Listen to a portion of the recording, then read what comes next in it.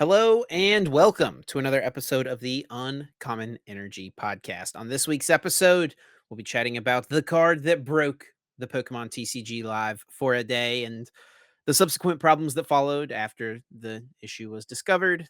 It was really truly a mess. We'll talk about some brand new cards that were revealed that'll be coming to a new Pokemon TCG set this fall. We'll also talk about the reveal of Pokemon Scarlet and Violet 151, the way that we're going to be getting Pokemon card 151 this winter. We'll of course have everyone's favorite segment, Guess That Flavor Text. And then we'll close out this episode by chatting about the results from the Japan Championships and then also look forward to what we have in store in the upcoming current standard format with Paldea Evolved. There's the Puerto Rico special event this weekend. May or may not be happening. We'll talk more about that as we get to it. My name is Chip Ritchie, joined here as always by my co-host and friend, Azul GG. What's up, Azul? You have a good week, man? Yeah, this week was pretty good, pretty normal. It felt really nice to like not be traveling. I Mhm. will say I don't know what the seasons are like in Raleigh, but August is not the fall and September is not the winter chips. So those sets are releasing a little bit sooner than I think. Like that's the usual time frame, though. I think that's where Okay, your head was sure. probably The at. fall sets. Well, it's like it's I think like Pokemon like Scarlet Violet 151 is like obviously supposed to be the holiday set, right? But maybe not, I guess, if it is releasing in Yeah, September, so maybe not. yeah. Maybe they might do something. Do they usually do a holiday set? Now that you're bringing that up, that makes me think. I don't even. Yeah. Celebrations, Shining Fates, Champion's Those are Path. yeah, those are always like Or October, not Shining November, right? Fates, but Champion's Path was. Yeah, there's usually like a special mini set that comes out in November. What about the 25th anniversary set? When did that release? November, I'm pretty sure. November. But there's no way they do another set besides 151, No. right? Yeah, I don't think so. So this is that set. But yeah, it's not coming out. It's coming out in September. Okay, We'll my talk about bad. that a little bit Also, more. Celebrations fact checking did release October, so still like holiday Yeah, time more frame. towards Yeah. end of year. Maybe they will do Mhm. something though, because there isn't really anything to fill that. Maybe is there gonna be a major set release in October, or maybe we'll get another Well, major set towards the end of the year. Obsidian Flames comes out August, right? Yeah, So September, October, like yeah, November would be in time for another main set release, right? yeah. Three October, months. November, December. There's nothing planned yet, so there probably is gonna be something. That's 3 months of no new Pokemon sets. So there's definitely something coming out there for sure. I feel like we don't know what it is yet, but yeah, my week was good. Kind of, it feels nice. Kind of like having 2 weeks in a row of like a consistent schedule is nice. Meal prepping on Mondays, streaming throughout the week, making YouTube videos and all that stuff, coaching. But of course, it's gonna all be. I'm leaving for NAIC Monday next week, so I get like 6 more days of like this kind of more consistent lifestyle, which is nice. So I'm kind of looking forward to that break between NAIC and Worlds, to be honest, because they got like a full month break in there. So I'm really looking forward to that, to be honest, after having this last couple weeks. What It's about pretty you, much Chip? the only Oh, full month you get out of the yeah. year, Well, right? yeah, if you go to everything, yeah, it's Right. tough. There's like that. I just noticed you got your logo done back behind on the wall. Oh yeah, Lorelai got me that for my birthday, and it just Nice. got finished. It's actually made of wood, so like a nice finish on it. Yeah, it's pretty cool. It lights Yeah, it up looks too. I don't good. have it plugged in right now though, but it does light up behind it. So It definitely looking at feels that. like what was a blank space on the wall Yeah, before. So it's like perfect. It like perfectly fills that that's that sick. section. But yeah, how was your week, Chip? Anything Yeah. new, crazy? No, not really. Yeah, it was pretty just normal, chill week. Similar to you, it was kind of nice to like not have to be traveling. It's kind of chilling at home with the family and stuff. It was Father's Day this past weekend as well. Oh, So happy first yep, Father's yep, Day. my first Father's Day. So we kind of just relaxed, didn't do anything super special. Brooke cooked like a really good dinner and then also went and picked up breakfast from one of our favorite breakfast places in the morning as well. So yeah, it was a good fun day. Samuel got me a bunch of little gifts with his money that he went out and purchased. So You but already yeah, it got was him working fun. already at this young, Chip? Damn, bro. Right, right. One of our neighbors recently asked me, and he I was walking the dog Sunday afternoon. He asked me if Samuel was gonna be cooking me dinner, and I said, "Oh no, not quite there yet." But yeah, it was good. It was a good weekend. Our dog's been like a little sick the last. I'm actually pretty tired because the last 2 nights our dog has been pretty sick, and I've had to take her outside like every 2 hours. I'm like back on the Oh, newborn man. schedule almost. So I think if she does it again tonight, whenever she's having like just upset stomach issues, Hmm. and she's had it a couple times before. And usually, like if we just switch her diet to just rice and chicken for Yeah. a couple days, it'll like kind of reset. But we've done that, and it just hasn't really reset. So if she has another bad night tonight, I'm taking her to the vet tomorrow morning. But hopefully, she'll be okay. It seemed like I mean, she's in like she doesn't seem lethargic or like she's not acting sick, except when she's urgently asking to go outside every 2 hours, which Yeah. is not super normal.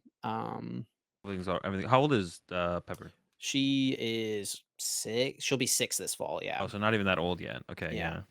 Yeah. Well, hopefully everything's all right. Don't got to take him in, but even if you do, hopefully Pepper's doing okay.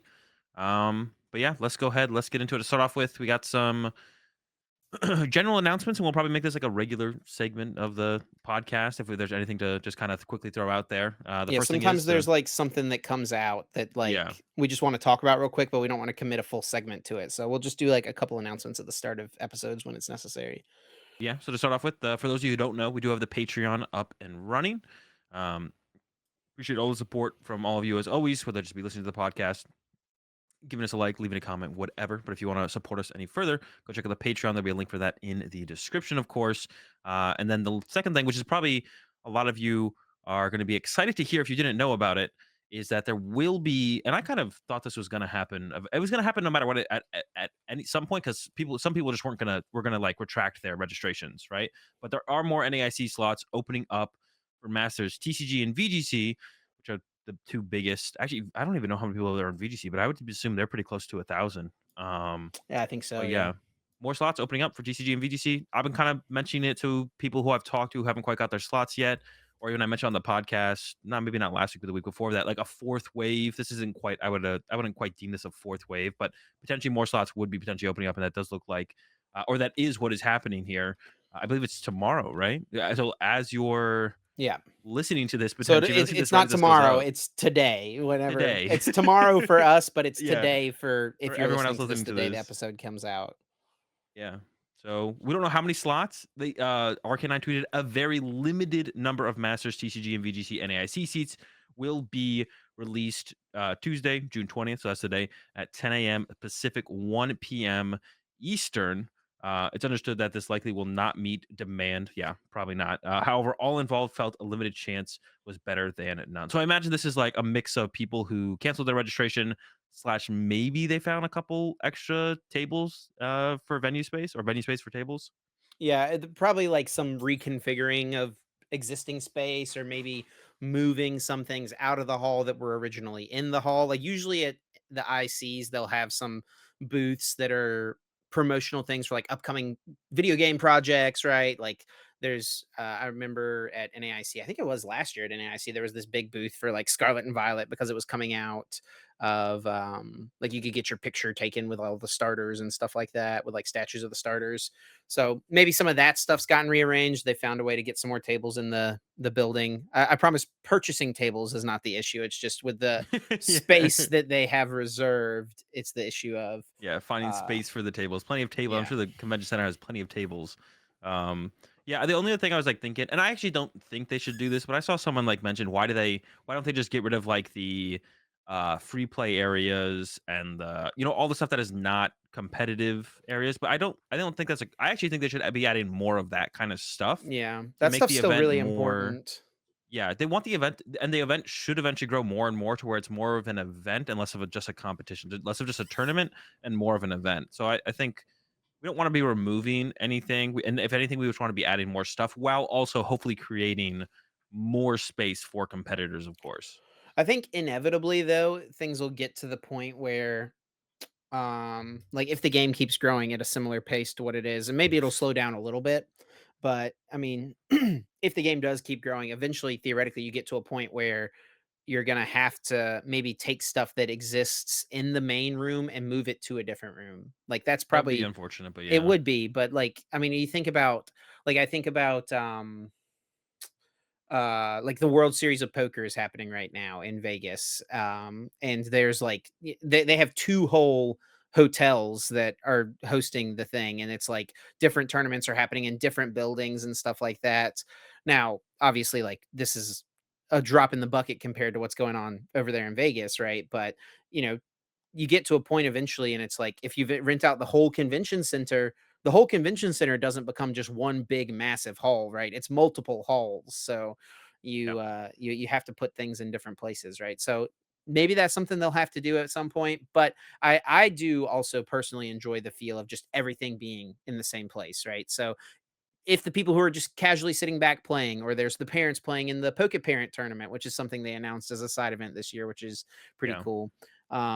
You can go from that to like go sit down and watch the tournament happening at the big stage. So I mean, like theoretically, if we keep using the Columbus Convention Center, which who knows, maybe it just sticks there for a while.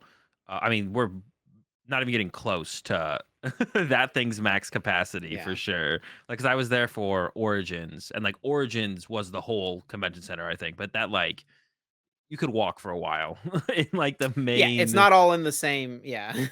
You could in the main like hall area where we usually play, having that whole thing opened up just for one event, like you could walk for a while. So there's still definitely plenty of room to potentially be utilized. Because like last time for NAIC last time there was like that Here, I got the what, map of the convention center pulled up Plexus or here. whatever next to us. Like if we just took over the hall that we had last year plus the Plexus hall that was going on next to us and just take over both halls, and it would be like plenty of space So for probably the foreseeable future. I'm pretty sure last year we were in hall C and D, correct?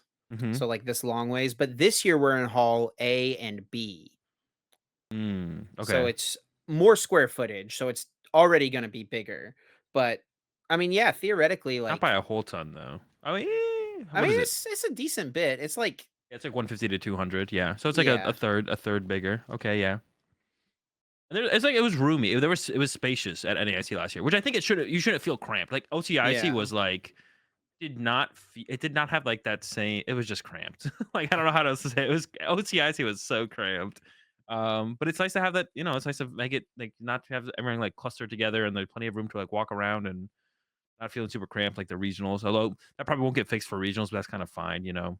Yeah. But I will say part of this also will be taken up by Pokemon Unite. Like Pokemon Unite's going to be oh at yeah, this yeah, tournament too, which it true, was at yeah. EUIC as well, and And it was VG will be obviously at bigger than Worlds. it was And last year as well. yep, 100%. Go will probably be bigger than it was last year as well. Like I mean, all I the don't know about games that one. were I was just thinking about like regional throwing numbers. Go is shade, still bro. about the same. No, I'm just saying like, I don't know how much the Well, competitive Ghosty's grown. I don't know if it that's doesn't seem like it's true. grown much Yeah, well, Go's having an issue because literally the only people who get an invite are the people who get first and second place in their tournament. They don't have championship points for ICs or for Worlds. For for Worlds. regionals. Like the only Yeah, people yeah, who yeah. get who the No, no, only but people what's is that? ICs are ICs open events though? Yeah, Because yeah, yeah, yeah, yeah. Unite's a closed event. I know that. They are Unite's open an invite events, only. but they have nothing to play for Yeah, besides first or second. besides first or second. There is Yeah, cash as well, but like they're not like their cash play table is the same as ours, but I don't think they'll hit. They might hit 200, but I don't know. yeah. Well, We'll hopefully, see. one thing I was gonna mention after you mentioned, oh, if we'll definitely slow down. I think hopefully the ICs maintain their numbers. I think they will. But like regionals will definitely slow down.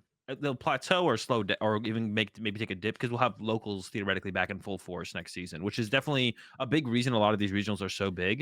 Is because it's the only way to like reasonably get your invite is to go to a bunch of regionals, and people have that that drive to want to play Pokemon. They're not playing locally every weekend and stuff like that for like cups and challenges. So instead of like doing that, commit the extra time to go into more regionals. So we'll definitely see a little bit of a plateau, or maybe there's less growth next season, which is fine. I like regional level events, but hopefully IC still stay pretty big. But I think we're ready to move on to the next topic, which is kind of a constant topic, but it was interesting specifically this week. And of course, we're talking about PTCG Live and the Spiritomb card that Bro, completely no broke the leaks. game. We were gonna get there. We were gonna get there. Okay, okay, go ahead, take over, We Chip. gotta we gotta paint we gotta paint the picture Sure, here, sure, Azul. sure, sure. Not Everyone knows about everyone it, Chip. They not everyone's totally in the loop, That's you true. know. Some people have been so pissed off about PTCG Live that they haven't played it for a while, so they don't know. But now you're all gonna know. Go ahead, Chip. So I mean, I think the first tweet I saw about this was something Xander Perot put out where he Yeah, said, "Today I learned that in TCG Live, if you attack with a certain semi-meta Pokemon, the game state breaks for your opponent and they cannot take any actions."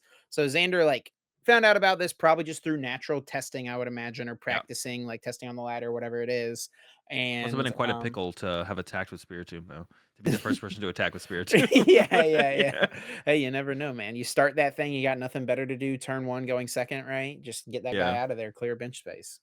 Um, but yeah, so he didn't tweet what it was, I think probably because of how unbelievably easily exploitable this would be, and it Yeah. didn't take long for people to kinda catch on, and Azul's already said it as well. The card in question is Spiritomb. It has the ability that if it's, in play, all basic Pokemon V do not have any abilities or cannot use any of their abilities. But it also has the attack Fade Out, only deals 10 damage, but then you return it from play into your hand. And apparently, when you use the attack, as outlined in this video here from Trust Your Pilot that we're playing, PTCG Live totally freezes for your opponent. They are unable to do anything and they're completely locked out of the game. And they can't even back out of the game. Their only way to get out of this, if you get hit with the fade out from Spiritomb, is to close your client. Oh, you can't even, like, concede? You can't even, No, like no, you have to oh, I didn't even close know the it was that I didn't know it game. was that bad. Yeah. That's hilarious. Man. Yeah, so, I just feel like no one's surprised, right? Like, even I actually streamed PTC July for the first time in a long time on Sunday. In my second game, I tweeted out that it was my first game, but it was actually my second game. My second game, I don't know what it was something to do with Temple of Sinnoh, but I got locked out of the game. Yeah. Like, my Temple of second Sinnoh's game, I been haven't broken for a while. Gardevoir's yeah. been broken for a while. Like, I haven't streamed PTCG Live in over a month. I think it's been over a month. And then the second game that I play on PTCG Live, I get locked out. Like, that's so ridiculous. And I just like didn't want to play anymore. I was like, dude, even if it's only like what I was saying too, like even one of 10 games is so like if you're like 3 games into playing on PTCG Live and the fourth game you just hit a game freezing bug, it's just like give no drive or motivation to like want to continue playing. It's like, well, what if it happens next game? I'm just keep continuously wasting time, and it feels extreme, especially bad. Now, this isn't like a rag on Pokemon as a game, and I mentioned this on my stream, but in that set of 2 games, the first game I played, I drew poorly, right? So I got donked. It's like, okay, whatever. Go into the next game. The next game, I had a game freezing bug on like turn 3. So the last 10, 15 minutes, I literally didn't do anything. I didn't play Pokemon. And it doesn't make you want to queue up into the next game, right? Um, yeah, I don't think like the donk factor is like a rag on the current state of like Pokemon. A lot of people like to say Pokemon is like super luck based. I don't agree with that, but like having those unfortunate games where you just draw dead basically, and your opponent KOs your only Pokemon in play, or only 2 Pokemon in play into a bug is just like so draining. It just is not fun. So the other thing kind of interesting that ended up happening with Spiritomb, because like once this got out, of course people are going to start abusing it, right? People are going to start Yeah, using it. People started tweeting optimal Spiritomb deck lists, just getting through the deck. The meta of the Spiritomb mirror started to evolve because players were queuing into the mirror constantly. So you had people like using clef keys in the active spots to try to because shut apparently down it's opposing Spiritombs. the combination of Spiritomb's ability being active while it fade outed or something. So Klefki shutting off Spiritomb's Yeah. ability Yeah. did not allow them to lock you. So It became like a meta within the meta, and it's like just a game of who can fade out first to just get the yeah. free win, with the Spiritomb being like with the Klefki not being there in play. So yeah, I mean it just really became, and the thing that's crazy about this, it got to this point because Pokemon didn't do anything for hours. Like this became known pretty early in the day on the 15th. What was that, like this past Friday or Thursday, this past Thursday?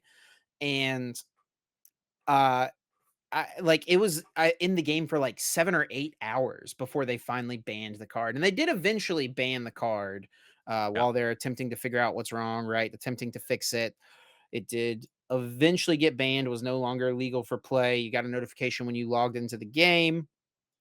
But then it didn't take long for people from there to figure out that the Spiritomb was just the tip of the iceberg here, because apparently what the real issue was is it has something to do with an ability locking Pokemon being in your active spot and then returning to your hand. The act of that happening is what caused the game to yeah. break. And so eventually people started playing Ting Lu decks on the ladder where they would just put the Ting Lu in the active spot. and then use Penny to pick it up. They would put Empoleon V in the active spot to do the same thing. This led to Pokemon deciding to ban Penny For a little for while, a yeah. few hours at Thursday night, which was during the late night tournament, which like 300 people were Yeah. playing in. So I think there was a bunch of people who were using Penny in their deck that had to swap it for like a basic energy or something like that. Um, so I mean, the fact that that's happening in the middle of a big online tournament is kind of funny. And then eventually they unbanned Penny, but in return banned every card in the format that has something to do with removing your opponent's abilities. Yeah. They got rid of Spiritomb, Tinglu, Klefki, Gorbis, Empoleon, and Aerodactyl V-Star. And the thing about this too is that NAIC is in like 2 weeks, and all of these cards, with the exception of like Gorbis and then maybe Tinglu and Empoleon, like Even then, like, people wanna be testing Tingle, you never yeah, know. like A card is Gorbis is bad until probably it's the good. only one that it's like, okay, who cares? Gorbis is gone. These other 5 cards are all pretty relevant cards. And then specifically Spiritomb, Klefki, and Aerodactyl V-Star. Those are massive cards in the meta, and they just are banned from the game. And they're still banned to this day right now. If you try to log into TCG Yeah. Live, you'll get a notification that says that all of these cards are banned and unable to be used. I think Tinglu is actually maybe the worst offender because it's a new card, right? And it's outside of competitive. When the game releases, you wanna be playing the new cards, right? How long is, I mean, we've had, like, 2 Spiritomb is weeks also a now, new right? card, right? And Yeah, Spiritomb, exactly, well, it's like, Tinglu's like a whole deck, right? Like, imagine if Chi and Pao got banned, like, that yeah, hurts worse sure, than sure, sure, sure. Spiritomb, right? So that's what I'm saying, like, you can't even play like, that's actually I the see deck what I you're wanted to saying. play on Sunday, but I forgot it was banned. I was like, "Oh, I actually wanna try some kinda turbo Tinglu deck. Let's give it a shot." Oh, wait, it's banned. I can't even play the new card, right? That's just, like it's so bad, it's such a mess. Um, yeah, I don't know what else to say. It's sad. It's definitely a sad state of affairs. And uh it's kind of just like a cycle, it feels like, right? You retweeted this tweet, Azul, about the TCG Live problem, right? It's a free to play game, so no money is generated by the game. With no money generated, there's no incentive to add money to the game's maintenance. And because there's no money added, there's no resources to fix bugs quickly. More bugs entered through the game through updates because more cards are Releases, constantly yeah. coming out. And then bugs are fixed at a slower rate than they're introduced and discovered, and it's just a cycle that continues Yeah. and continues and continues on and on forever.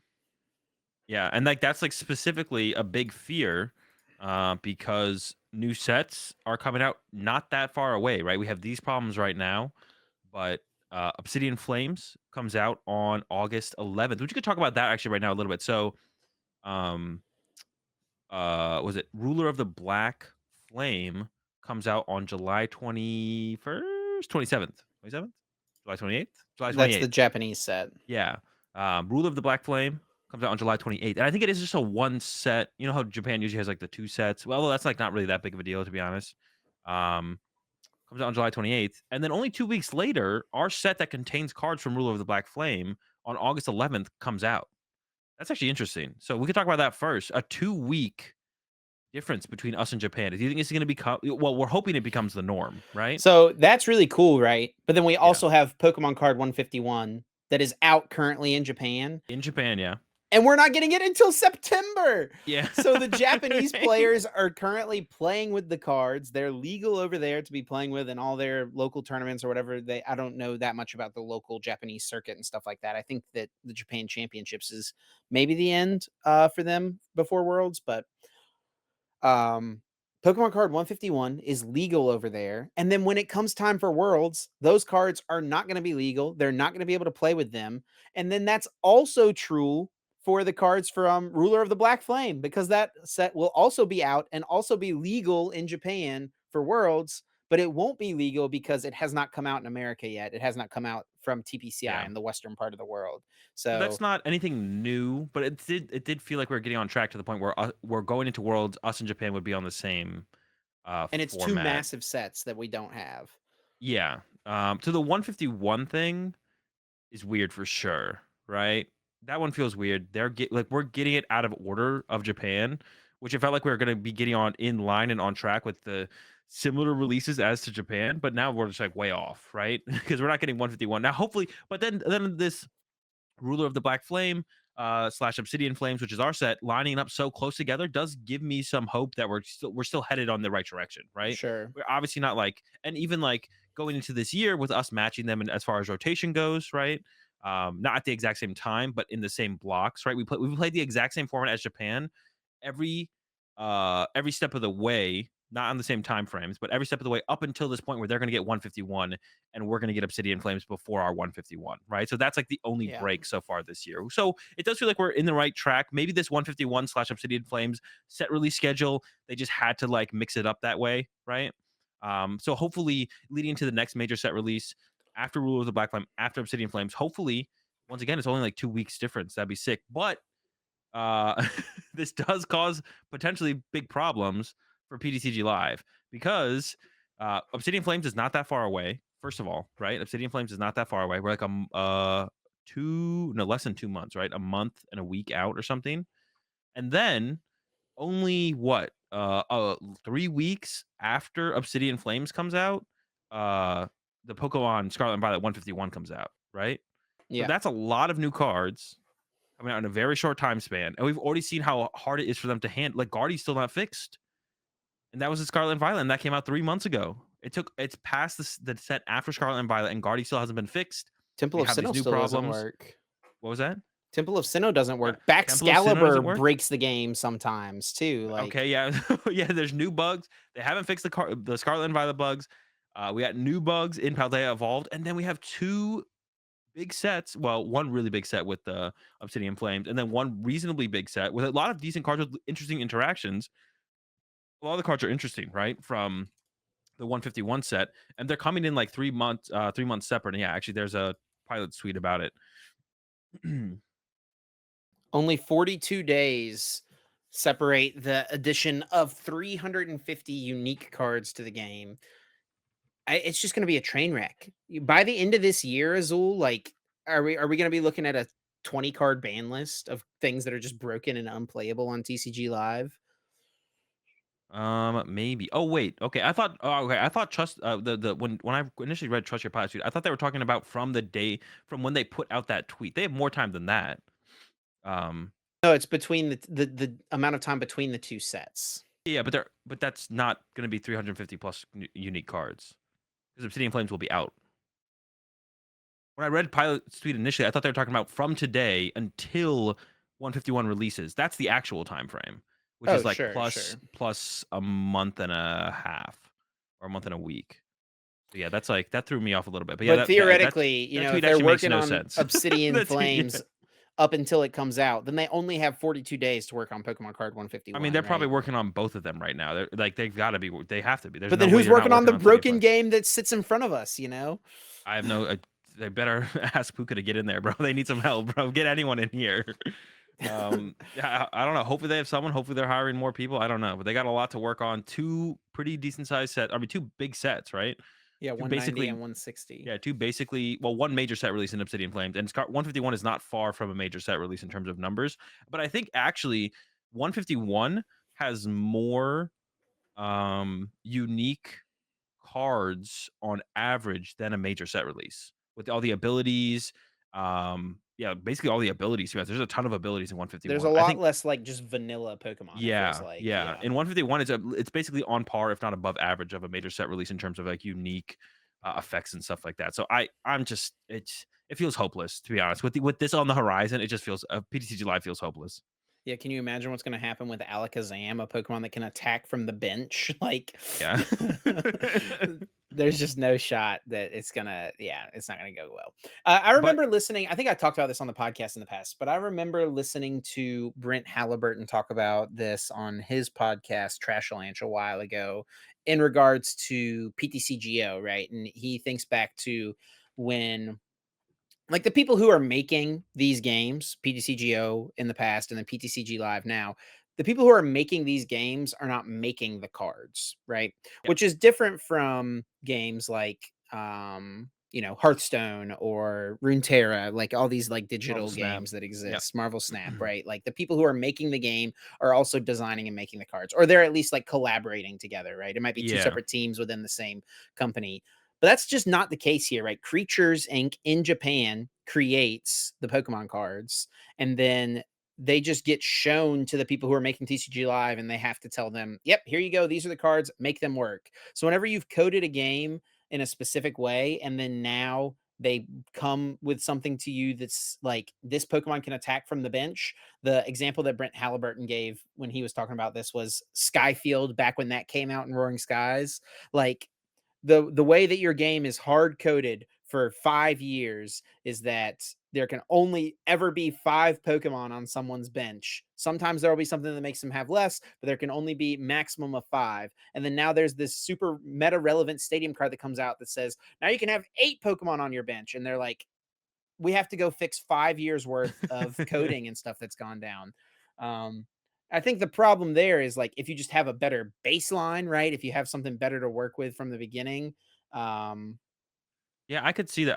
But Direwolf made it work, right? PTCGO. We see that PTCGO eventually, for a is. long time on set releases, there were issues pretty It much wasn't this regularly. bad though. It was. I Not don't think it this was this bad. It, bad. it was not Yeah, this bad, but it was not uncommon that a card would not interact correctly the way it was meant yeah, to yeah. on B72 was bugged release, for and it like would 9 take a months or few weeks something. to fix. It was not uncommon that that would happen. Yeah, definitely, definitely. But it's like just mind blowing that it's PTCGO was better about pretty much everything, It got to the point where it was gameplay better for wise. sure. It got Yeah, to the yeah, yeah.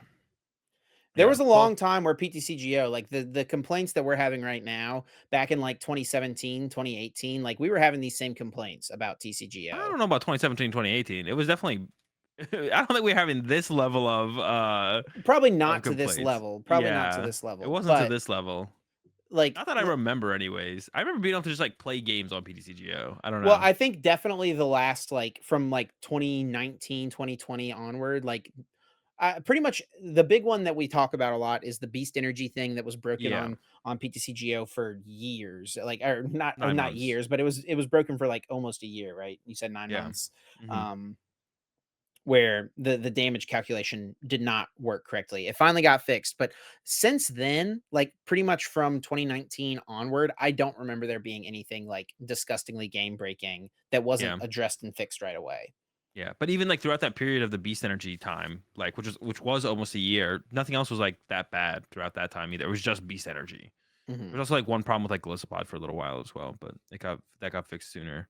But yeah, like it just feels like this is, and it's supposed to be like once again that was like way back then. We're like in 2023 now. It's supposed to be better, right? It shouldn't even feel on par with PTCGO. It should feel better than PTCGO, right? Yeah. At the rate that stuff gets fixed and changed, like where yeah, it's 2023, like things should be better than what it was 5 years ago or whatever. So yeah, pretty deflating, pretty unfortunate. Little bit scary with those two new sets releasing so close to each other. But at least we can talk about some of the cards. The cards are still cool, and of course, we can always be instead of playing on PTC Live, playing IRL, or playing on like tabletop or Limitless tabletop simulator. There's a couple EXs that have already been leaked from Obsidian Flames Yeah, and that the we thing can I'm the take a most look at. excited about with this is that they're finally doing something semi-unique with the Terra Yeah, kind EX. of. Kind Yeah, of. They basically just made the Pokemon a different color, right? I feel like That's all they did yeah, here. but I feel This little like box, I feel like this little box, like, just might as well not exist. Like, it's really yeah, not that big of a difference. Like, it's kind of cool, and it will be probably relevant at some point that these cards have this effect, but I am glad to at least see them like it would have been so annoying if we get this ice Q and it's a water type and this Tyranitar is a rock type and this Charizard is a fire type, right? Like I'm glad that it's at least mixed up a little bit. yeah, and I think this does mean we haven't seen too much of this set yet. So I think it is possible we get some kind of trainer cards and abilities on certain Pokemon that interact with Terra Pokemon, Sure. right? I think that is possible that we will see that. Otherwise, yeah, labeling them as Terra Pokemon, all it does make them look cool. I guess they're kind of they all have hats though, or like That's how they crowns. work in the game. That's ugly, but Have you not seen it in the games? no, Oh, what? I don't like the hats. The hats are goofy. That's how the mechanic works. You like Dragonite has use extra wings on its. It has like a chest piece on its head with a wing. You see that? You scroll down. which Pokemon? Dragonite. Hey, no, no, Yeah. scroll up. It's not released yet. Dragonite's not. We don't have it. It's just on the pack art. Oh, You got yeah, there. There you go. that's the dragon type Terra type symbol. Yeah, that's stupid. But And but yeah, dude, Tyrannitars, you can't really see it very well in the pack art, but it's a light bulb. dude, I hate these. This is like the little like red frosting clouds that were around the VMAX Pokemon's heads. It just takes away, in my opinion, Here it you takes go. away from the art of the cards because it just looks goofy. Yeah, that is just goofy, man. Yeah, that's what they all look like. Fire, Terra type, like it's a little chandelier, this is not a chandelier. You should be careful Candlestick. googling. Be This ca- is the ground Dude, type these are one. so ugly, bro. The water What? type one, yeah. You haven't seen These this? are The no, these are normal type, hideous. the flying type. Yeah, These are you're right. I do need to hideous. be careful clicking around on Google, but I was gonna say, yeah, googling images of Pokemon is not. You got to be careful. You got to be careful out there. yeah. Yeah, we can take a look at some of these new cards. Hopefully, they do more with the Terra trainer cards or some abilities on certain Pokemon interacting with Terra Pokemon. Yeah. But we can take a look at Let me the EXs here at least. let me Go say ahead. Go ahead. one thing real quick One before more we thing. get Go ahead. Go into ahead. it. Like the thing that kind of stands out to me, I am happy that they're doing something unique, semi-unique, right? They're doing something a little different to just give like even if it's like something small, right? Just something that's unique and different gives you more reason to try to like explore different things. But I will say it's like kind of annoying that something like this Charizard EX that attacks for fire energy is a dark type, right? Is that Because the you think point? about the cards that interact with dark types in the format, it's like dark patch. So you You can't. read its ability? Well, yeah, I mean, this card is good. Like, I'm just talking about in general. I'm not talking about this card specifically. I'm just talking about like the Isn't idea of typing these that's the Pokemon. point? Is that the energy cost is like like not counteractive to its type, but like off. If Right. if the But type of on T-Tar was just like lightning, that would be like it might as well just not be a T-Tar. It might as well be a Magnezone. no, and I get that, but it's like it's just that's just something I'm saying that it's like this card can use like electric generator. You can electric generator to this Pokemon, but it only attacks for fighting energy, right? So it's like you don't even like the whole thing about types in the Pokemon TCG is that you have specific types of cards that work with that type, right? Like specific unique cards that work with that type But that I don't feel work with like other types. And so I feel there's like got you're looking at it just based on its type and not its energy cost. I feel like the energy cost is where the flexibility comes from. Like if it was flipped the other way, then it would be fully based on the type. But Charizard attacking for fire energy means you combo with fire Pokemon, right? It doesn't really matter. It's just like, and they're gonna build cards around these cards, right? You're looking at yeah, the sure. flexibility on one side and not the other side. I'm just saying what my kind of like first thoughts were when I'm like Yeah, seeing these things. It's like it's just like you see one of the first things you think of when you see a dark type Pokemon is like, oh, I can use the good dark type cards in the format with it, right? And it just yeah. doesn't work like that. You can use the good fire type Pokemon in the format with it. Yeah, but you can't use like Magma Basin with it, you know? Yeah, you can because you're gonna be playing fire Pokemon with it. You have Charmander and Charmeleon So are fire yeah, type. yeah, sure, sure. So you can use that one, but it's like you can't use it onto the Charizard, Well, right? yes, So it's sure, like but I you feel have to like, make sure you do it. Like, what if you have a hand that has research in it, Azul, and you have to dude. evolve? Like, Dude, I know, but I feel like you're just looking at the flexibility from one side instead of the other. Like you're looking at the flexibility as, oh, it can't use dark patches as an attack for dark energy. It's like, okay, but you can play a bunch of different fire attackers with it because it takes fire energy and its ability accelerates fire energy. Right? It's the mhm, same thing. It's just looking at it the other way. I think it's the exact same thing.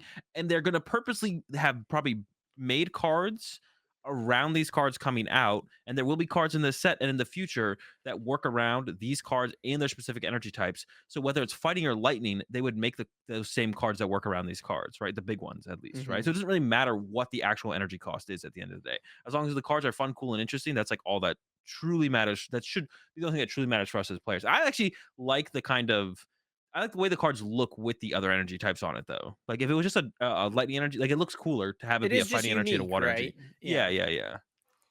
But yeah, let's go ahead and let's get into the cards themselves. If you're ready, finally, Chip, go ahead and Yeah, read I'm off the good. first one. We got the Ice Cube I'm EX. chilling, bro. I'm chilling.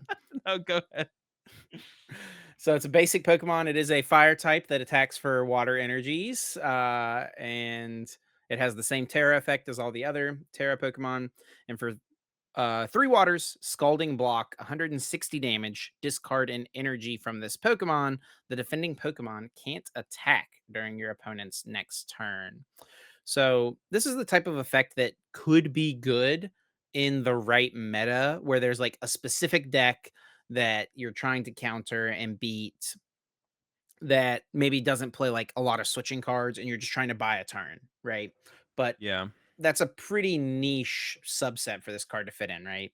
Especially with how you would like set this up. It's gonna be played in a Chien Pao with Baxcalibur. Chien Pao one KOs anything. You don't need to slow anything down when you can just want to KO it, right? Yeah, sure. Yeah. So I mean it might have its moment eventually, but I don't see it happening anytime soon, if ever. Yeah, I don't I did want to disagree. actually talk about I actually just read the Finneys in here for the Mhm. first time, which actually has a super powerful first attack. Brave Evolution for a water. Switch this Pokemon with one of your bench Pokemon, then search your deck for a card that evolves from this card and play it onto this Pokemon to evolve it, then shuffle your deck. That's like actually like a ridiculously powerful attack on an evolving Pokemon. Unfortunately, the evolutions aren't that good, but I thought it was just like I just want to like yeah, call out that attack because that attack's actually kind of insanely good. But Yeah. you have Yeah, to evolve into something good as well. that is true. That is true.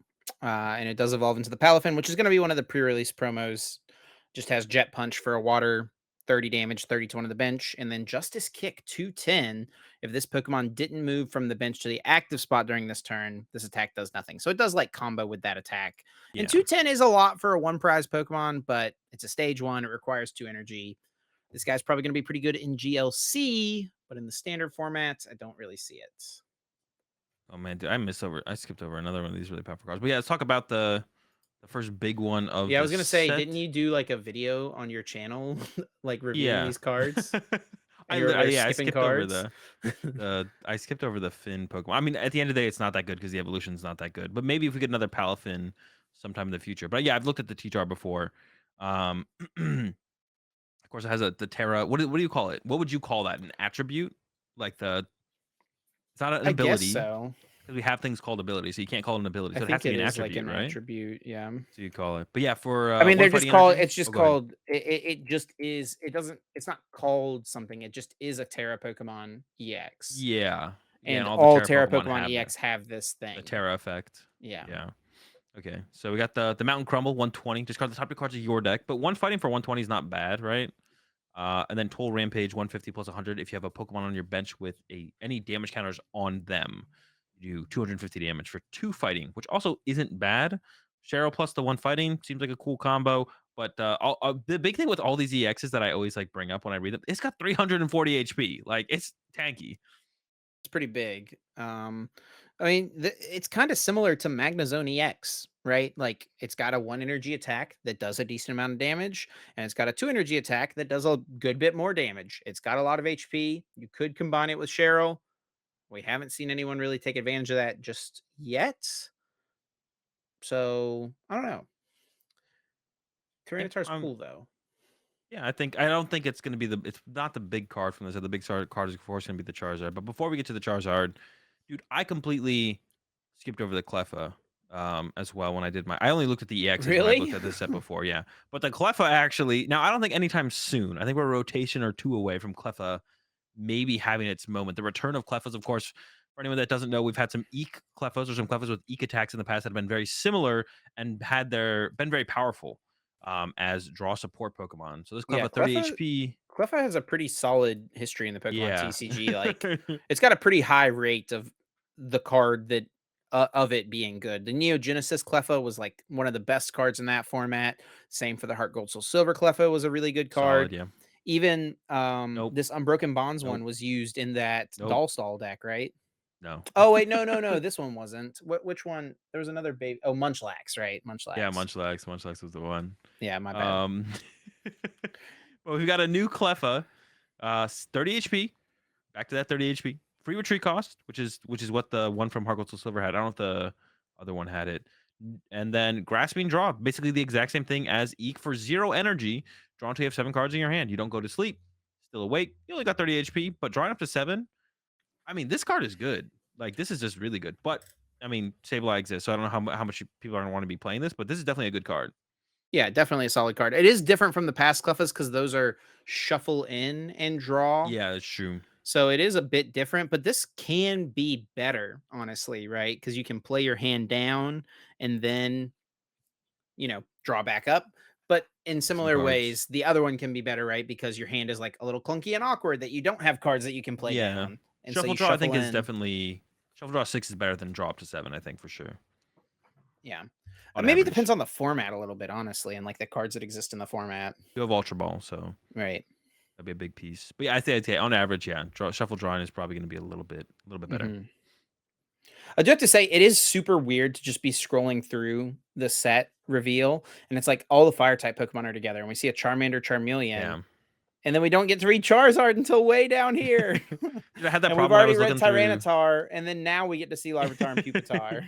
Yeah, I was.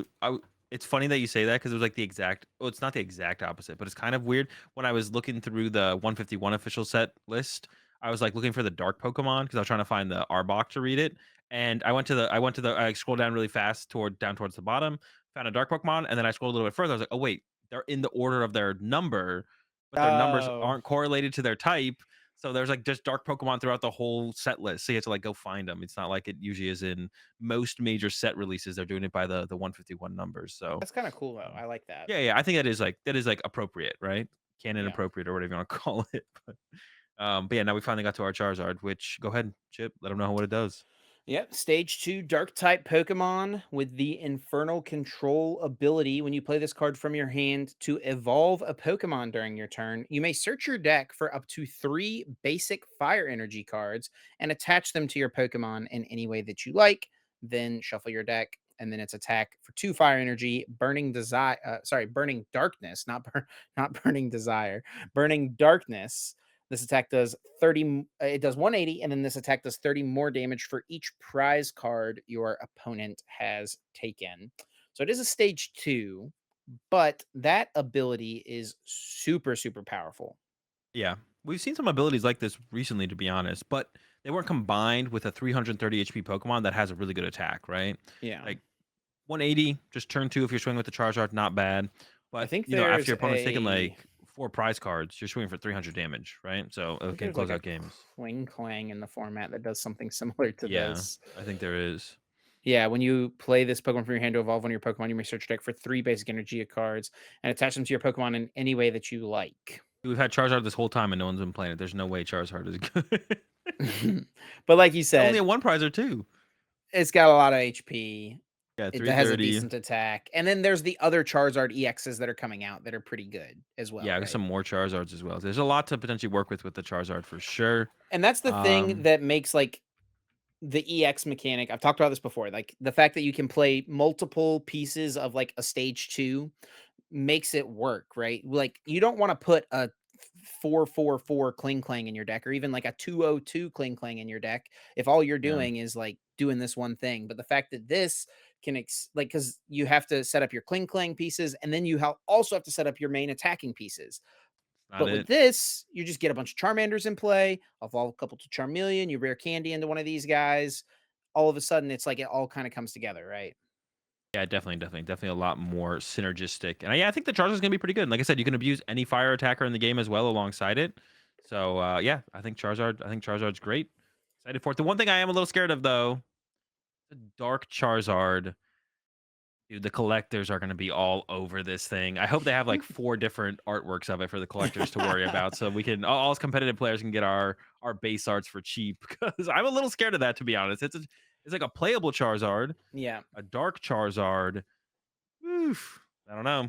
Prices for competitive stuff has been pretty good recently. Yeah, Like, but we haven't had a Charizard recently. that is true. I mean, I remember that. I mean, you played it at that first tournament. It was legal, that Madison Regionals where Reshiram Charizard was legal. I mean, that card It was was like, legal. No, it was legal a little bit before that. It was legal at the one before that. What was it? Santa Clara. Because oh, Kian sure, won with it. Yeah, sure. But for a little while. yeah, but So yeah, regardless, yeah, right? Like yeah, yeah. early on in the set's life, like it was a super meta card. It was a super Yep. collectible card. I mean, what was it, like $40, I think, for just the regular base art? Something Was it like really? that. I Yeah, don't remember 35, that. 40, something like that. Sheesh. But there's only 2 artworks back then, or was there 3 of There it? was It might have three. been 2. Damn. Yeah. I mean, yeah, that's like the only thing that's kind of scary. Like it could be like a $40 card, like the base EX. I don't think so. I think it'll maybe get up to like maybe the high point will be 30. Hopefully it stays around 20 or less. And hopefully they come out with a bunch of different artworks too. Hopefully there's like 5 artworks of this thing. And but also, yeah, since Scarlet and Violet, the print rates have been up, right? Like everyone's It pulling feels like it. gobs of everything. So yeah, everything is super, super cheap right now. Like I went through my buy list this week or end of last week, and bought everything I needed heading into NAIC, and my total was like under $100. So I don't Yeah. know, did Chi pretty and good about it. Pao from the new set is like $10. $10, yeah. Which like for the best EX from the new set, That's the most expensive card in this set competitively, right? Like Chi and yeah. Pao is. Yeah, I think so. So I mean that's kind of wild. Like it's definitely different than what it has been even in the past like 12 months, right? Yeah. I mean, it's just since Scarlet and Violet, really, that's really been the big shift, it feels like, for Yeah. prices of competitive cards, which I love. I love it. I'm a big fan of it. I think most people are as well. It makes Pokemon a super accessible game, especially compared to other card games. That's why we see so many people who like dip their toes into Pokemon, I feel like, but are also like Yu-Gi-Oh players or Magic players or whatever. It's just because Pokemon's really cheap. Like you can, roll up. You have like a crew who like plays card games, and then they're like, "Oh, you should come try out Pokemon." Like, "Oh, okay, cool. I'll come try out Pokemon," and then you pick up a deck for $80, or like a reasonably tier one, tier two competitive deck for $80. You could just play. Any other cards here, Azul, that we want to talk about? Just a Mawile probably. It's got that special eater ability, which could be pretty good. We've seen this in the past on a Giratina, but a Giratina I think could remove special energy from anywhere, whereas Mawile with a special eater, when you play it from your hand onto your bench, you may discard a special energy from your opponent's active Pokemon. I'm pretty sure Giratina could discard a special energy from anywhere. We also had Scoop of Net in the format, but Mawile pretty good against Lugia. Removes V-Guard energy, removes gift energy. So it could be a cool little tech card for the Lugia matchup, possibly. And I'm sure it'll have some. It'll make an appearance a little bit later. Oh, Giratina it was was only actually active. only active. Hmm. I But remember there was an Giratina being pretty good, so like I thought it would maybe add a little bit more. yeah, but Giratina wasn't good until Scoop-O-Net came out. There was also the True. Kartana GX that this could discard from anywhere, but it was a two prize Pokemon. Yeah. Um, Did that Blade GX though? this is one of my favorite cards, dude. I love It this card. Um, was a pretty sick card for sure. I mean, it was and in the world's winning list. Robin won with Kartana. he did. Yep. Yep. I got day 2 at that Charlotte Regionals with Counterbox Zoro with That deck sucked, bro. that That deck was how? so sick. Even Kartana couldn't carry you further, bro. He was Dude, like Kartana was Kartana. I trying. remember at that tournament, I one hit KO'd a Guardy GX with Gale Blade. I went Choice Belt Kukui, one hit KO. It was so sick. Could you set it up in one turn, or do you have an energy on it ahead of time? You I couldn't had set an it up in one energy turn, on could it. you? Yeah, insane. Poor Yeah, it Guardy. was so cool. But Choice yeah, I belt think this card Kukui. is okay.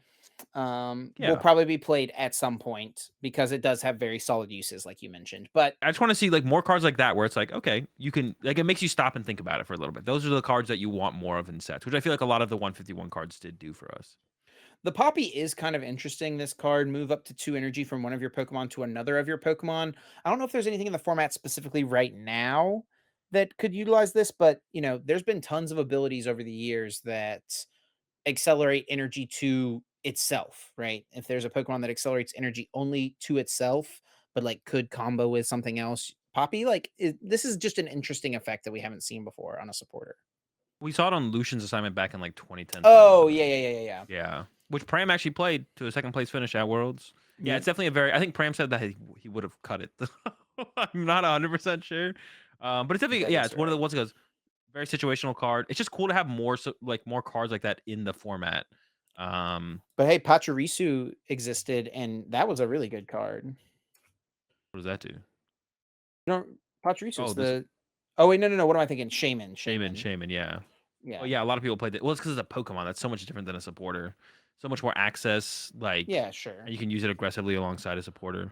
But it's Yeah, this this card was like type played of in like everything. effect, right? Yeah, I mean, but the aggression you can get out of the Shaman is so much more than the supporter. So Totally fair. yeah, But yeah, that's all the It's new hard to cards compare. worth talking about here. Um, from ruler of the Black Flame that have been revealed so far. And we Obsidian also did get Flames. confirmation of Scarlet and Violet 151 coming out in September. We talked about it a little bit in the episode already, but um and we've talked about a lot of these cards as they've been released. But you can tell they're going all out with this release. There's a ton of products here, the binder products, the coins, the play mats, the promo cards they're including, You should go the pull up. elite trainer boxes. It's crazy. Oh, this isn't even like a super new tweet. You should pull up. just link Trust to me your real quick in pilots. Oh Discord. yeah. Hold up. Good call. Before we move on, I thought this was Oh, funny. I just okay. saw this on Twitter. Hold up. Oh my gosh. Azul, you're killing me here. Oh shoot. I'm not even on you. Hold up. All right. Send it. Azul just DMing random people cards that have been banned on PTCGL. Nice. The funny part, of course, is the text taken from the post on probably on the forums. It Oh. will be No, an this is on extreme. the ban list, dude. So, I mean, it's a little cheesy. It will be extremely Oh, rare occurrence for cards to be banned from the standard format. That's talking about banned from like the normal paper oh, card from like standard I thought that format. was just Yeah. taken from a. I thought that was taken from a PTCG live forum post. And then I thought it was like very funny, but it is No, actually that is still funny. it is All still the cards that funny. are. Were they banned Among Us? When they banned Among Us? Not the Among Among Us. Us? Yeah, it was Among banned Us? pretty early in Silver Tempest. Oh, Some I game mean, breaking bug because, why would there be a card that lets you just like rip it from your opponent's hand and like discard cards and stuff like that? Or I don't even remember exactly what this thing does. But yeah, so Scarlet Violet 151, tons of cool products. You can tell they're going all out. The art in this set is the Charmander incredible. is my. Yeah, I looked at all of them. The Charmander art is definitely my favorite. That's the Yeah, one. so cool. And it's cool that it tells a story too, right? Because it shows the Charmander becoming the Charmeleon, becoming the Charizard. I don't know if that'll be in this post. It doesn't look like it. I'll scroll a little further. I think you're. Nope, it's not there. No, You're right. not in this post. But Mhm. yeah, they're going all out with this. Really cool to see. I'm excited to get into this. It is interesting to me that they chose to make this Mew, which is like the most sought after card from the Japanese set. They chose to make it a promo in the Hmm. Ultra Premium collection. And they did the same thing with the Charizards from the Charizard Ultra Premium collection. So that is kind of interesting because it's like one of your biggest chase cards in the set. You're putting it in a promo product instead, but it is like an expensive promo product, right? Like these Yeah, I things are feel like over $100. So Pokemon has been trying to shift away from. It almost feels like have you followed at all like cryptocurrency, Nvidia and graphics cards? That kind of whole like not Nvidia's trying to really. like prevent crypto miners from using their graphics cards to mine crypto as Got much it. as possible. They care about the gamers. They want their graphics cards going to gamers so they can play video games, right? Kind of feels like Pokemon's doing a little bit of the same thing here with trying to make cards really accessible. The hit rate's really high. I know a lot of collectors don't like that. They haven't been liking the Scarlet and Violet and Paldea Evolved hit rates. So it feels like they're doing kind of the same thing. They're trying to just make the game accessible for as many people as possible, which is cool to see for sure. Yep. And one other thing I thought was cool that I want to mention is there's the Alakazam EX box because this is the first Kadabra being printed in 20 years or whatever it is. So Yeah, they just stopped caring about whoever it was. no, Just he stopped said it caring was about them. fine. He Well, yeah, sent he's like a well after how many years? like 20 years. Yeah, after 20 years. That's what I'm saying. He stopped caring after like 20 Oh, years. oh, you were saying the way you said it made me think you were saying that Pokemon stopped caring what that guy thought. Oh, no, That's no, what it no. sounded like you were The saying. But person yeah, who I was see. like, they were in a lawsuit with or threatening to sue them, Yeah. whatever, stopped caring and was like, all right, you can print a Kadabra. I'm kind of over it. Who even does anyone know who that person is? Like, who are Yuri they? Geller, Who's that? a magician. Oh, does he use what is he? Does he use spoons? Was that his thing? Yeah, Or yeah, and and how did just Kadabra get? the thing is, Oh, Abracadabra, is that his thing? that I think is something with it too, but it's specifically the way that Kadabra is spelled in Japanese as well Mm, is almost exactly the same as the way his name is spelled. So his name, it's like Kadabra in Japanese, I think is called like Ungeller, and his name is Yuri Geller. mm. It's something Interesting, like that. interesting. We can maybe get into the lore. We could do a Pokemon lore Lore of episode Kadabra. at something at some point, history of cards, whatever. But yeah, something else cool about this. It's also illustrated by Michiharu Arita, one of the most famous Pokemon card artists, who's been doing it since base set. So that's pretty cool. Did they do the original Kadabra? I don't know if he did Kadabra. He did the original base set Charizard. Pull him up on PKMN cards right now, but definitely without a doubt one of the most famous Pokemon card artists out there. All right. Well, while Chip's loading that up, I'm gonna go ahead and give a big thanks to Dragon Shield for being the sponsor of the Uncommon Energy podcast. Dragon Shield makes Some of the best card gaming and tabletop gaming products and accessories on the market, including sleeves, binders, deck boxes, and much more. I've been actually kind of liking their. I'm a big fan of smaller deck boxes personally, and they have like the dragon shell deck box, which they can easily fit a Pokemon deck in it, and then also extra sleeves as well. So you can carry around your deck box or your deck box with your deck and any sleeves in case you rip any of them. So I've been a big fan of those recently. So huge shout out to Dragon Shield for being the sponsor of the Uncommon Energy podcast. Find them at dragonshield.com/webshop/US or EU or pretty much everywhere else. Stuff like Amazon, Walmart, local game stores. They're everywhere. So yeah, huge shout out to them as always. Yep. We love the Dragon Shield products, love using all of them, and we're super thankful that they continue to support us.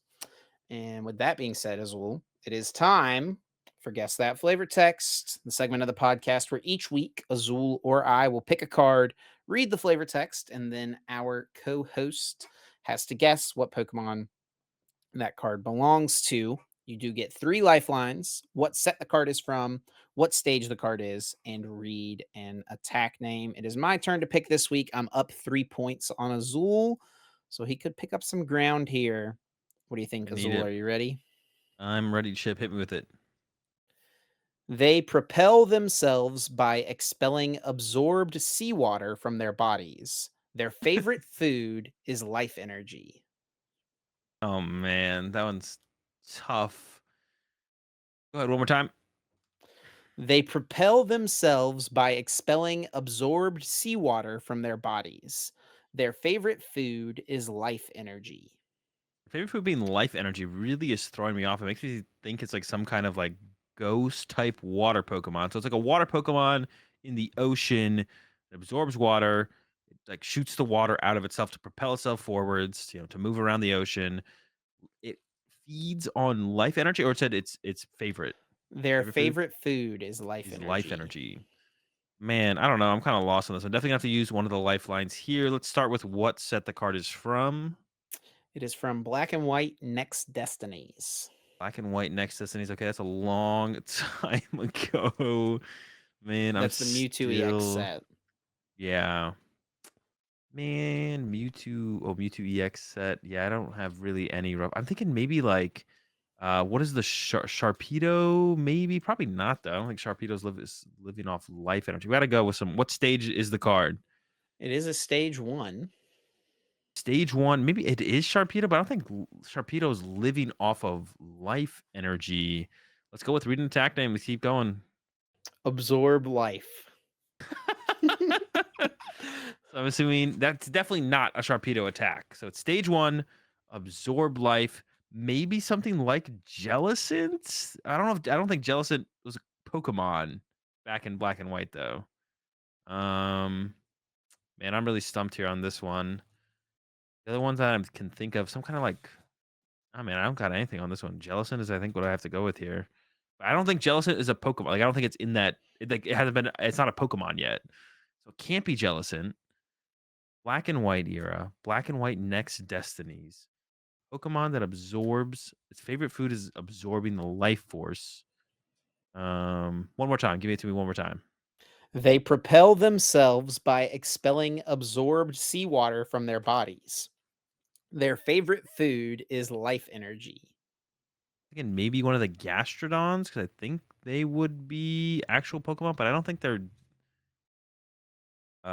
favorite food would be life energy. That doesn't make any sense. I'm just gonna go Jellicent. I got nothing. Azul, you almost switched to Gastrodon there right at the Oh end. But it's a no. good thing you didn't because it is Oh, what indeed the heck? Jellicent, Azul. Jellicent from Next Oh Destinies. my gosh. Yeah, I didn't think It Jellicent was did, a in Pokemon fact, yet. exist. So what, that's a Gen 4 Pokemon, or 5. is that was Gen 5? Okay. What are we in, Gen 7?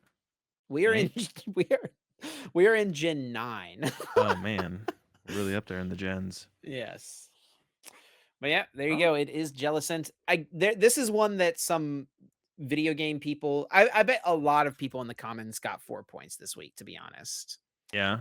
Is this like So is this one that people know about Jellison? yeah, probably. I know Joe Brown, who always listens to the podcast. He's one of the VGC casters, and he always comes up and tells me about the Guess the Flavor text and how mad he gets listening to us try to figure the Pokemon out. So he's probably pulling his hair out listening to you try to figure out I Jellicent, got there though. I and got then there with fist the pumped when you finally got it. So closing the honestly, though, gap. Gastrodon would not have been a bad guess though, because Gastrodon does like Like Giga some kind Drain, of. like it knows Giga Drain in the games. But Like it's that's not a like a. See, Jellison, I could see being like an. It feels that feels evil, right? I don't right, think right. Gastrodon's evil, right? No, So that's why I was Jellison like, was a better guess because yeah, obviously it's yeah. also correct, but Well, yeah, I yeah. wouldn't have Based on faulted my you for the knowledge. Gastrodon guess, is what I'm saying. Okay. All right. Well, with that said, got a couple tournaments to talk about. One being the Japan Championship. So this is effectively Japan's largest tournament of the year, except Worlds in Japan this year. So that'll be the largest event of the year in Japan. But this is their national championships, whatever you want to call it, similar to that. Basically the biggest tournament in Japan besides Worlds this year, of course.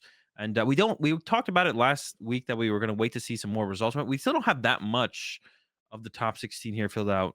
But we do have some to talk about. Of course, Meloetta Mew did take it all down, which Yeah, to me is a we little bit of a talked. surprise. But We did talk about these first two lists last yeah. week. Oh, that is true. um, Yeah, we did. but yeah, definitely a little bit of a surprise. We talked about the Ice Cube last week, and I did want to mention this because someone in the comments brought up that Ice Cube is in the deck for Baxcalibur. So what you Oh can yeah, do I is saw that. Yeah. you can like Judge or Iono and KO the Baxcalibur, which is kind of cool. And especially if they don't expect the Ice Cube, right? Um, Wait, that's doesn't like kind of a Baxcalibur have 170 HP? I think it has 160. I could be wrong. Well, you can KO the Frigibax, I guess, early on. Yeah. You can have that. You have that as like a tool. I think it has 160. Yeah, it has Oh, it does have 160. 160. Okay, so yeah, you can get there with the 4 fusion energy. Yeah, a Or little like bit you of a mentioned, snipe. KO Frigibax early, which also works. Yeah, or even like against the Guardian matchup, go KO a Ralt instead of KOing like the Mew or something that's in the active, right? Like even that sounds like a little bit more beneficial.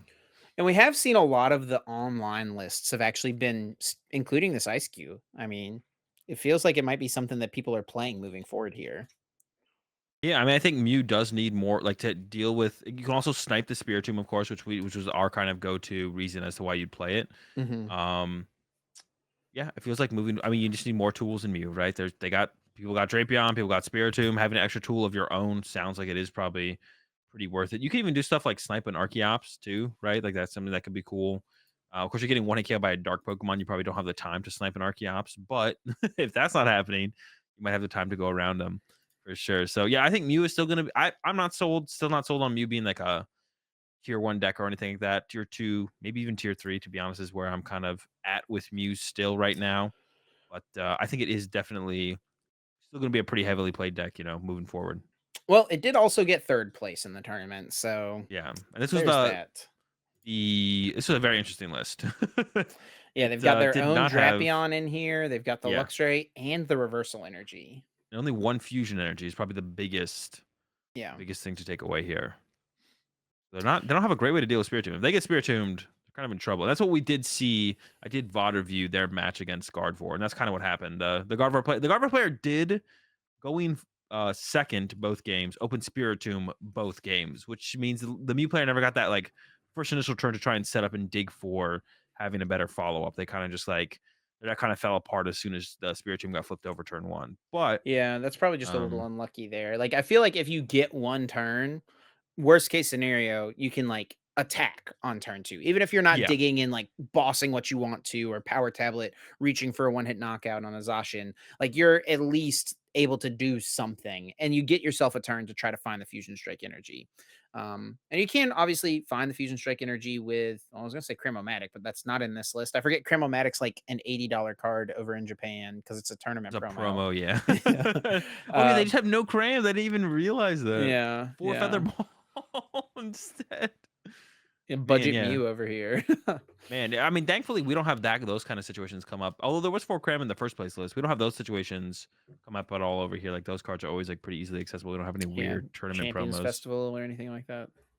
Well, that's true, but I guess everyone has to deal with that, except for European players. They just get to like literally play like $50 Yeah. champions festivals, like Japan Dude, and America are even the foreign ones are like $150 now. going up to. Yeah. Yeah. Yeah. Yeah. Yeah, it's a unfortunate world out there. But if we take a look at the rest of the results, which we didn't really cover at all last week, a lot of lost Tina, lost zone in general, right? 4 lost zone decks, 3 lost Tina, and a lost box. I think one of the things we constantly see though, even when like the Tinas are there in top 8, it feels like they're never being able to push for the wins. I don't know. Yeah. So obviously, Azul, you've been a pretty big in the last format, a big time hater of the lost Tina deck. Now, what a lot of people probably don't realize is like that the strong opinion that you have on that is entirely based on the deck in that format, In the right? Scarlet and Like, Violet format, yeah. yes, Lost Tina was a good deck in the Lost Origin format when it first came out, right? Like, I think you would admit that like the deck was really Yeah, it strong was back solid. then. I think it was good. Yeah, but like it was just so much weaker in the Scarlet Violet format than what the other options were. Definitely. So, because that was the case in Scarlet and Violet, for your opinion to change moving into Paldea Evolved, it would have to mean that the new cards that came out had a good impact on it, or the way the meta shifts made the deck a little bit stronger. Do you think either of those things are true to warrant Lost Tina seeing the results that we've seen from it so far? Because not only is it 3 of the top 8 spots here in Japan, but it's also been doing pretty solid in the online events. It's the 5th most played deck on Play Limitless currently, and it's done pretty decently, winning several large tournaments already. Um, I don't think so. I think it might end up being the best way to play Lost Zone because I feel like it plays off the board a little bit more heavily than like a Kyogre build or like a Turbo build. Like, you get Iono'd, you have to like find all your pieces for your Dragonite in one turn. But if you get Iono'd as Tina, you could have the Tina on the bench with an energy. You could have a V-Star on the bench with the energy just chilling. So it plays off the board a little bit better, I feel like. It But can yeah, I honestly withstand the disruption a little bit better. honestly just still don't think Tina's very good. And I actually think overall, once I've kind of fleshed out my testing a little bit more, I think I'll probably think that Lost Box in general is just better than Giratina. It's like the better play. But like that's the only reason I could see it switching up. And that's probably why we've been seeing more people try it out at the very least. And maybe we've seen the better results because that might be true, or it might be that's what people think. And it's still like Lost Tina last format. I don't think it was actually like a terrible deck, and it was only like a couple Bro, points you did short. Well, no, no, you no. Well, it's there was no reason to ever play it. It was like in the grand scheme of things, it was just like a couple points worse than every single other Lost Zone deck. So why would you ever play? The deck becomes a terrible deck at that point, right? Sure, sure. There could be a deck that's like just off a tier list that's just like 1 point short of being able to make a tier list, but it's not even on a tier list, right? So, yeah, the deck was like last form. There was no reason to play Lost Tina, so that does make it a terrible deck. But like in the grand scheme of Pokemon decks in that format, like if a Lost Tina got like a top 8 or something, I wouldn't be shocked. Like we saw Miraidon get a couple top 8s early on in the last format, but Miraidon was also a terrible deck, right? Like I think Miraidon was probably worse than Lost Tina, to be honest. If I had to pick between Lost Tina and Miraidon last format, I think I'd rather play Lost Tina. A lot more versatile than the Miraidon. So, but yeah, in this format, Brutal. it might be just good enough to like be worth considering. But as like right now, my prediction is I don't think Lost Tina is still very good. It does get a couple cool new cards here. I mean, we see in this top 4 list, 2 Super Rod, 3 Jet Energy. The Jet Energy specifically is probably something that helps the deck a bit. Yeah, Um, it means you need one less switching card. Like, even if you're not using it to uh, use another Comfey, right? If you're using it on the turn you want to attack with your Tina, you can Jet Energy it to the active and Mirage Gate. So it's just like one less thing you need on that turn. Now, granted, this list is not maxed on switching cards either, and that's yeah. kind of been a trend from a lot of the lists I've seen. Also, another trend I've seen, which I don't really understand, is that all of these Lost Tina lists play a lot of disruption. It's pretty common to see 2 Roxanne, 1 Iono, or 2 Iono, 1 Roxanne. Like, people are playing 3 disruption supporters in this deck. Now, in the last format, people would play like 1, maybe 2 Roxanne because you could just Lost Zone 1 and you had another one in their Lost Tinas. And I do think like an in-game Roxanne with the Tina is pretty strong, but um, if you're using Iono early, which would be like the main reason to play it over Roxanne, right? Um, you're not Yeah, playing I don't know. Colress, which is pretty good. Colress is I a mean, it pretty helps important you. card. I've actually kind of the more I've kind of tested this format, Iono is actually really good against Gardevoir. So disruption in general is like really good against Gardevoir, actually, to be honest. Um, as you get down to those late game scenarios, you start taking your knockouts. Like it can be hard for them to reset up a Pokemon big enough to actually like return knockout your Giratina. So disruption's really good against Gardevoir, really good against other Lost Zone decks, and those are probably going to be the top 2 decks in this format, right? So I don't know. I think they just kind of goes a long way in the majority of the meta. So we'll see what happens with Lost Tina. There was another Lost Box deck, just a kind of more traditional Sky Seal Stone build in the top 16.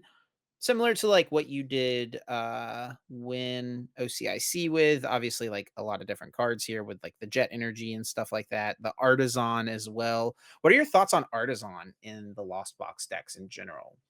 In a build like this, I don't mind it, but anything that's more aggressive, I feel like Pokestop is just insanely powerful right now. Now that we have Super Rod over Clara, like Hmm. in a build like this, I don't mind the Artisan over Pokestop, but I think Pokestop has so much value in most builds of Lost Box right now. So yeah, I'd just be playing Pokestop. Being able to just like find the Super Rod or find any other card without the risk of discarding your Clara is just like so good. It's kind of a yeah, it's kind of crazy strong right now. But for a build like this, I don't mind the artisan overall. I think it's still solid for sure because you want like it gives you a stadium bump plus a way to find a basic Pokemon. They're kind of cutting on their nest ball outs, but now that you have another way to like bump Pat to the peak. How are you feeling about Jet Energy as well? Is the other thing I want to ask because Uh, in a build like this, it seems okay. I don't know. I haven't barely played any of this new format to be honest, because of PTCG Live is just so bad. Whenever I stream, I'm always doing something else. So obviously synergizes pretty well with Snorlax and Raikou. Doesn't synergize very well with Greninja or Dragonite though, so that's where it comes up a little bit short, maybe. It's an interesting card. I don't know how much I like it overall in Mirage Gate builds, to be honest. yeah.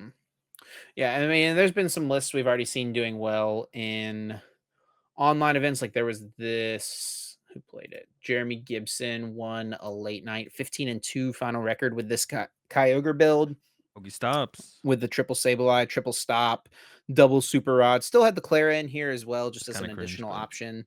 But yeah, no two prizers, which was something that like we were a no big fan of VIP last pass. format. Oh, no VIP pass either. Yeah. Yeah. Yeah, like it's builds like this, I think are super cool and like really leaning heavily into the power of Super Rod. Like I like stuff like this. Like Pokestop is just insanely powerful, and it works super well with a kind of build like this. Also, the triple Sableye. I've been kind of preaching triple Sableye since I learned about Iono. I think triple Sableye is super good in Lost Box because it allows you to consistently keep like two Sableye in play. So when you're getting Iono, you have a follow up Sableye against like Guardian stuff. So there is a tournament this weekend, the first tournament in the Paldea Evolved format in the western part of the world, at least. And that is going to be the Puerto Rico special event. Now, there is one problem, however, and that is a tropical storm slash hurricane is set to hit the island this weekend. So, if anyone's planning to go to the Puerto Rico special event, definitely something you want to keep your eye on. And I would also just encourage people that it is not worth potentially getting stranded on an island The CP's not in worth the it. Atlantic. Yeah, just for a few championship points. It's definitely not worth being stuck on an island that is being bombarded by a hurricane. Um, I yeah, mean, how long is it gonna last? I was gonna say because also like NAIC is the weekend after, right? So yeah, um, yeah. Like there's I a don't know, but chance like flights out might be canceled for several days after, right? So yeah. definitely I mean, something to be a little mindful of if you're planning to fly down.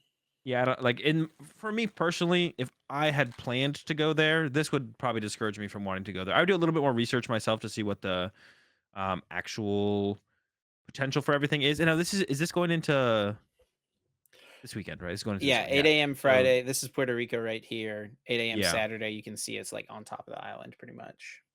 Yeah, so I would do like a little bit more research just to kind of confirm myself what the potential of everything would be, but it definitely seems like it's not worth going anymore personally. Like I would cancel my flight if I was in this situation like as of right now with the information I have, I would cancel my flight and just like if I'm in like that situation where I need points for worlds, for the people it truly sucks for is like people who are trying to get their invite and now this was their last opportunity they didn't get into NAIC, so that's like the people probably hits the hardest for if you have to make that Yeah. judgment call and not go. But if you're in an AIC and you're like one of those top 16 grinders or whatever, just do better at NAIC. Like that just has to be your route, which is just fine. It's not like a big And there's deal. also a They'll figure it chance the out. tournament will just get canceled, right? And I Yeah, think exactly like as well. the TO hopefully will make that call very soon if it is going to be canceled.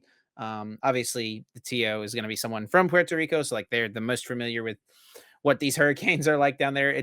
I mean, every single year they get hit by something pretty bad, so they're definitely used to having to deal with this. I mean, same thing if you live in one of the southern states like Florida, Georgia, Yeah. Alabama, like you're used to dealing with this pretty regularly. But um, Yeah, I mean, hopefully, we just everyone in Puerto Rico stay safe as well. Like, I mean, if Yeah, even if stay you're not safe for someone sure. that's flying down, like if you're just a local or you're coming from one of the other Latin America countries, maybe to Puerto Rico, like anywhere that it's cheap enough to fly to, yeah, just stay safe and consider all these things if you're considering traveling. But if the tournament does go on, Paldea Evolved is legal. I don't know if there is a stream planned for it or not, I think but there was. I think I saw something about that there okay. is. I'll be trying to personally restream that. Yeah, I was gonna ask, what are your big predictions? First Paldea Evolved event. Do you have any hot takes? It'll. Anything you expect to see? Like I mean, my current zero prediction back is that Excalibur like, and cut or I mean, that wouldn't be a surprise at all. I mean, Guardian Lost Box are going to be the top two decks. Guardy for something like this, I wouldn't be like. I think for NAIC, Guardy will be the number one most played deck. For this, I could see Guardy not being the number one most played deck because it just like when events are smaller, the chance of the kind of true meta not having taking its full form is like just more likely if that makes sense. So or like true natural form, right? Like because you could like theoretically the optimal format, whatever. But yeah, the true natural form of it, like we'll see probably a little bit more of it. NAC where Guardy will probably be the most played deck, but yeah, Guardy Lost Box will be the top two, and then everything else from there. Who has any clue? yeah, we'll have to see. I'm interested to see where the Baxcalibur Chien-Pao deck ends up. Like, I think the combo is obviously very strong, but just what is its place in the meta, right? Can it withstand Gardevoir? Is Gardevoir too good for it? Because obviously the deck is very powerful. Can it hold on against Lost Box? Can it deal with Mew? I think it's probably fine against stuff like Mew, right? Um, and like maybe Lugia. What does Lugia look like in this format? Are we going to see the colorless builds emerge, or is single strike Lugia still really solid? I've been liking the single strike build still personally, but yeah. I mean, yeah, there's still a lot to ask, and I don't think we're not gonna get too many answers from the Puerto Rico special event. We'll have to wait for NAIC to get the true answers, I think. We can do maybe just like so. If Puerto Rico does happen, what's the deck that you would predict to win the tournament? Um, if I knew fully which American players were going, I would probably lean towards Lost Box. So I'll probably just go with Lost Box. Yeah. I think I'm gonna go with a Mew deck winning. To be honest, Again, another one, yeah, bro. it's Dude, just Mew put your season these Drapions days. in. Get your Spiritombs out. They're not bugged IRL. You can play them in Puerto Rico. It's just Mew Stop letting this season, baby. happen, bro. Mew Please. season, Mew Maybe it season. is. Maybe it is. And the other thing too, like I think DTE Mew seems really strong right now Play against if the Spiritomb. Spiritomb doesn't Yeah. get played, right? And No tomb. Chilling. if people don't pack the tomb, then Mew can, I think, be really good. But if people are packing the tomb, DTE Mew Back it does up. not have a good answer, right? I mean, you just kind of fold pretty quickly. That one fusion energy is all you need. We saw that in the top four from Hey, and you can Japan. play with Cramomatics, so Yeah, and we guaranteed got the cram. So search it out. Good to go. Cram's um like it probably incense does over have to be here. Fusion Mew though, like at least at the start. I think the Gardevoirs are going to play Spiritomb. I think some Lost Box might have the Spiritomb in there because like it's not just good against Genesect, right? There's It's other, really good against Lugia as well because like yeah, it is Lugia is really good against pretty Lugia. reliant on Luminion throughout a game. So yeah, it's super good against Lugia as well. Yeah, Spiritomb is just like really good in general right now. I think it's probably worth running. Depends if the Mew gets scared off too much, then I probably wouldn't run the Spiritomb. But the combination of Mew plus Lugia is making Spiritomb look pretty good. Well, we're just a couple weeks away from NAIC. It's just around the corner, and maybe the results from this tournament will give us something to kind of make meta calls with heading into NAIC. But with that, I think that is it for this week, Azul. Unless you've got anything else you want to add. No, I think that's it. Send us out, Chip. Yep, send us out and we will get right into the bonus episode in just a second. But for now, we do want to thank everyone for listening. If you do enjoy the podcast, please be sure to drop us a rating, a review. Those things go a long way and help us out a ton. If you want to stay connected with us, the best place to do that is over on Twitter. You can follow myself at Chip Ritchie, Azul at Azul_GG, and then the podcast is at Uncommon_Energy. Yeah, sounds good. Appreciate the support as always, everyone. Good luck to anyone who is in Puerto Rico, whether the tournament happens or not. Stay safe. We'll catch you next Tuesday at 7 a.m. Eastern. And we're going to go ahead and get into the bonus episode over on the Patreon.